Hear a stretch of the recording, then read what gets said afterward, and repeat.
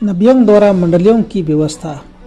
यरूशलेम की मंडली का संस्थान अन्य जगहों की मंडलियों के संस्थान के लिए एक नमूना होने को था, जहां सत्य के संदेश देने हारे सुसमाचार के लिए शिष्य बनाते।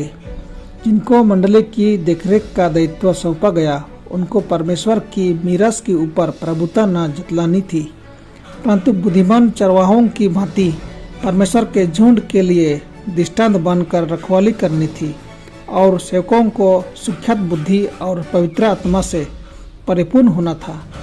इन लोगों को सत्य के पक्ष में संयुक्त होकर अपना अपना स्थान लेना था और उस पर दृढ़ता के साथ और निर्णय के साथ कायम रहना था।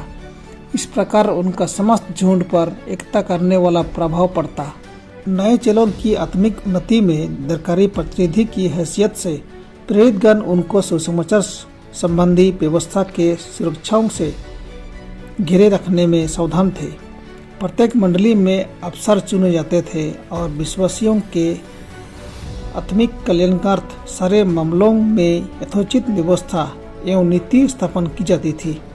यह बात मसीह की समस्त विश्वासियों को एक समुदाय में शामिल करने के सुसमाचार की योजना के अनुकूल थी और इसी योजना का पालन करने में पौलुस अपने सारे सेवा कार्य में बड़ा सावधान रहा।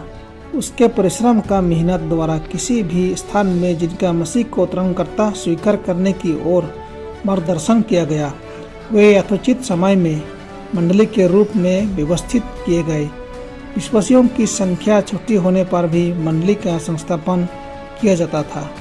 इस प्रकार मसीहियों को एक दूसरे की सहायता करना सिखाया जाता था और यह प्रतिज्ञा याद दिलाई जाती थी कि जहाँ मेरे नाम पर 2 या 3 इकट्ठा होंगे, वहाँ मैं उनके बीच उपस्थित होऊंगा।